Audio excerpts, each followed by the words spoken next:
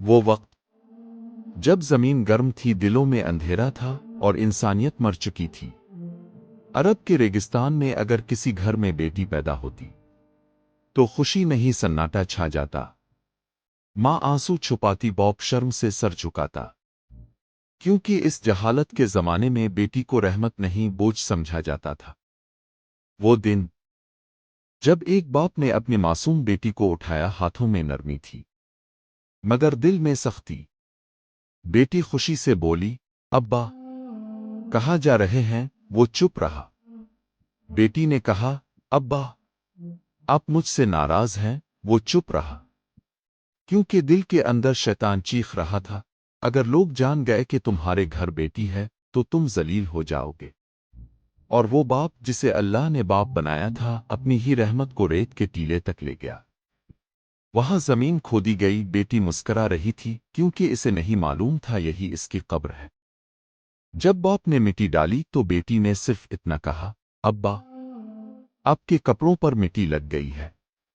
پھر بھی ظالم باپ کو اس معصوم پر ذرا سا بھی رحم نہ آیا اور اس کی آواز کو ہمیشہ ہمیشہ کے لیے دبا دیا۔ زمین خاموش رہی مگر آسمان رو پڑا۔ اور پھر عرش سے نازل ہوئی وہ آیت جس نے دنیا کو ہلا دیا۔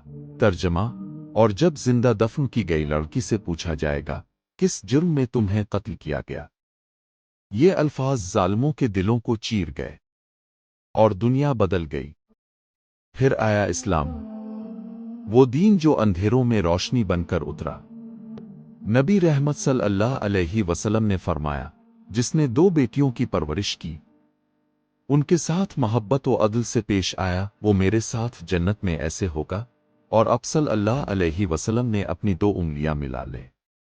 وہی معاشرہ جو بیٹی کو مارتا تھا، اب بیٹی کو جنت کی چابی سمجھنے لگا، کیونکہ اسلام نے کہا، بیٹی شرم نہیں، بیٹی رحمت ہے۔ آج بھی اگر کوئی بیٹی کو حقیر سمجھتا ہے، اگر کوئی اس کے وجود سے شرماتا ہے، تو یاد رکھو وہ آج بھی جہالت کے اندھیروں میں زندہ ہے، کیونکہ بیٹی اللہ کی دی ہوئی رحمت ہے، نور ہے، جنت کی ضمانت ہے۔ جس گھر میں بیٹی ہو وہاں اللہ کی رحمت اترتی ہے۔ اگر آپ کو ویڈیو پسند آئی ہو تو لائک کریں اور چینل کو سبسکرائب کریں۔